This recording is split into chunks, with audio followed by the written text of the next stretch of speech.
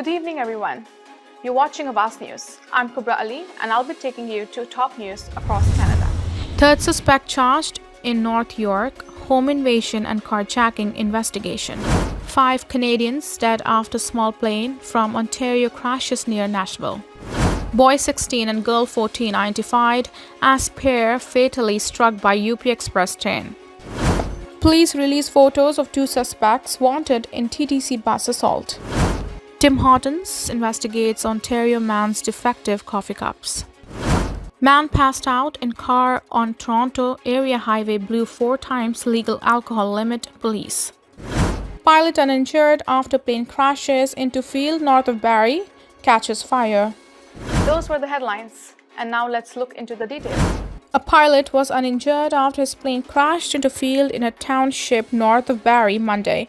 Ontario Provincial Police OPP said it happened in a farm field near the area of Highway 26 and Strongville Road in the township of Springwater. The pilot had to make an emergency landing for unknown reasons, OPP said. The pilot, who was the lone occupant, was able to escape before the aircraft caught fire. OPP said quick responding emergency crews were able to contain and extinguish the fire. The aircraft has been removed from the field and motorists traveling in the area should not expect any delays, OPP said. The circumstances that led to the crash are unknown. The pilot of a single-engine plane that crashed near downtown Nashville told air traffic controllers he could see the runway they were clearing for an emergency landing, but he said he couldn't reach it. "I'm going to be landing, I don't know where," the pilot said before the plane crashed alongside Interstate 40, killing all 5 people aboard. The pilot had another adult and 3 children on board, National Transportation Safety Board investigator Aaron McCarter said at a Tuesday news conference. He said the 5 are Canadian citizens and the agency is working with the Canadian government to determine their identities. He said it is too early to know what caused the crash. Investigators do not yet know the pilot's qualifications or how many flight hours he had, but his experience is one of the things they will be investigating. The pilot radioed air traffic controllers at around 7:40 p.m. Monday, reporting that his engine had shut down. He said he had overflown John Toon Airport just west of downtown at 2,500 feet and had circled around in an attempt to land, according to a recording of their radio transmissions. They cleared runway 2 at the airport and urged him to glide the plane down, but the plane had already descended to 1,600 feet by then, he said. "I'm too far away. I'm not going to make it," he said. That was the last they heard from the plane, which dropped off radar as it lost altitude. The plane crashed as Matthew Weiser was driving on the interstate, and he posted a photo of the fiery wreckage on social media. Air traffic controllers then directed a local helicopter crew to survey the approach to the airport in search of the plane while keeping other aircraft out of the emergency area. Within minutes, a flood of emergency vehicles were speeding to the scene, Weiser said. They discovered that the plane burst into flames in the grass just off the highway and behind a Costco on a city's west side, about 3 miles south of the General Aviation Airport. There were no injuries to drivers on the interstate, National Fire Department spokesperson Kendra Loney said.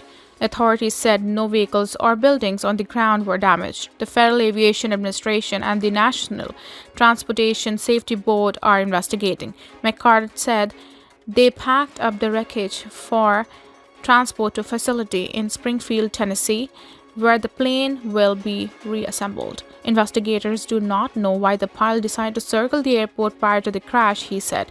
He mentioned that the plane's approach was perpendicular to the interstate when it hit the ground. The NTSB will have a preliminary report out of about 10 days.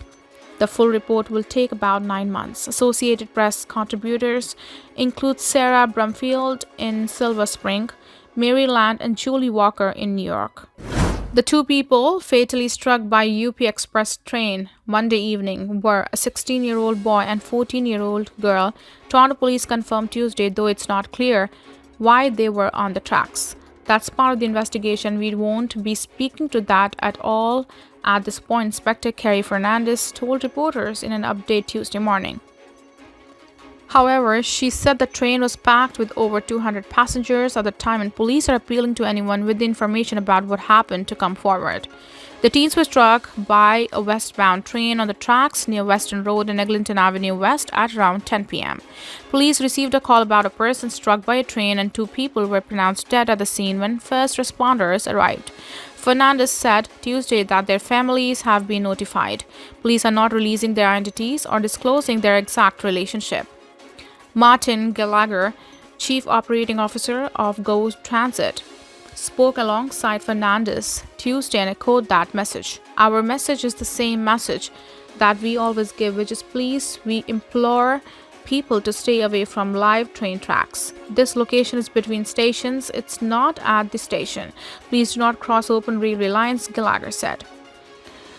He said Go Transit has a long, large network where tracks are open in some parts. He said the agency also goes into schools and other community spaces to do education around rail safety and partners with Ontario Provincial Police and Toronto Police on enforcement. Service on the airport train was suspended for the investigation Monday night. Passengers were held on the affected train until police released it and then disembarked at Mount Dennis Station. Service on the UP Express resumed Tuesday morning. A 17-year-old boy is facing several charges for his alleged involvement in a home invasion and carjacking in North York. Toronto Police Service, TPS, said that on December 21, 2023, shortly before 4 a.m., they were called to an address near Yonge Street and Florence Avenue just north of Highway 401 for reports of a break and enter. Investigators allege that 5 suspects approached a home, 2 of whom proceeded to enter it through the back patio.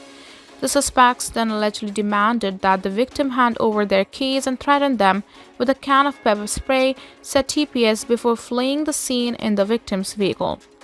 Police obtained images of the suspects from video surveillance footage and identified and arrested 2 of the suspects, a 17-year-old male youth and 19-year-old man, both from Toronto, in early January. A third suspect, a 17-year-old male youth, also from Toronto, was subsequently charged on March 4th. He's facing 1 count each of break and enter, commit robbery with an offensive weapon, disguise with intent, theft of motor vehicle, and conspiracy to commit indictable offense. The accused, who cannot be identified under the provisions of the Youth Criminal Justice Act, was scheduled to appear in court on March 5th. Impaired driving charges have been laid after a man was found passed out in vehicle on a Toronto area highway.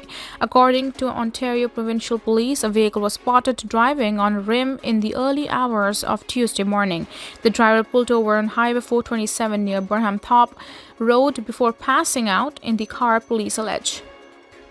Officers took the 34-year-old into custody, where he blew over 4 times the legal limit on an alcohol blood test. The driver was released to a sober friend who picked him up from the police station. He's facing multiple charges, including dangerous driving, driving while impaired, and having open liquor in a vehicle. Tim Hortons is investigating an issue with its supplier after an Ontario man was handed a defective cup that entirely spilled from the bottom. Luckily, I didn't have a black coffee, but if somebody has a black coffee, you know how hot can it be, right? Especially if the bottom falls off when you're driving, Rob Kitchen told Awaz News. His friend bought 2 large coffees on Sunday from Tim Hortons in Dunville, Ontario, and then drove approximately 15 minutes to Kitchen's home. He arrived and handed the cup to Kitchen, who set it down on his toolbox. Suddenly, the entire coffee spilled out the bottom, he recalled.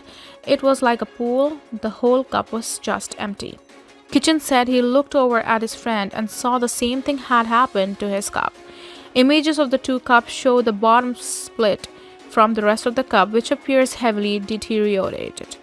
It just had time to soak through, I guess, Kitchen said. I don't know what line their cups with, but it would almost appear that maybe that didn't happen in a portion. What did that cause the cardboard to go soggy, he said. Kitchen said his wife called the Tim Hortons location to tell them what happened. They indicated that we weren't the person to tell them, Kitchen said, adding he was offered a free coffee for the inconvenience. The Awaz News approached reached out to the Tim Hortons head office. A spokesperson connected with Kitchen and confirmed they would be investigating with the supplier. We apologized for what was clearly an unacceptable experience, and we will be following up with them soon to make it right, the spokesperson said. Toronto police have identified the two suspects accused of assaulting a TTC passenger and trying to rob their phone on a bus last January. In a February 17 news release, police released photos of the two wanted suspects, asking for the public's help identifying them. Police allege the suspects following the victim on board a TTC bus early morning on January 31st, and while inside they assaulted him. During the attack, the suspects allegedly attempted to steal the victim's cell phone. Police said the suspects later exited the bus and fled on foot. Meanwhile, the victim sustained minor injuries. On Tuesday, police revealed that with the public's help, they had learned the suspects' name Philip Awaz, 33, and Muhammad Rahimzada, 25, both from Toronto. Aneen is wanted for robbery with violence, uttering threats causing death or bodily harm, assault, and failure to comply with an undertaking. Meanwhile, Rahimzada is wanted for theft under $5,000, possession of property obtained by crime under $5,000, robbery, and assault. Thank you for tuning in. I'm Kubra Ali. I'll be back tomorrow, same time, same channel. Have a good night.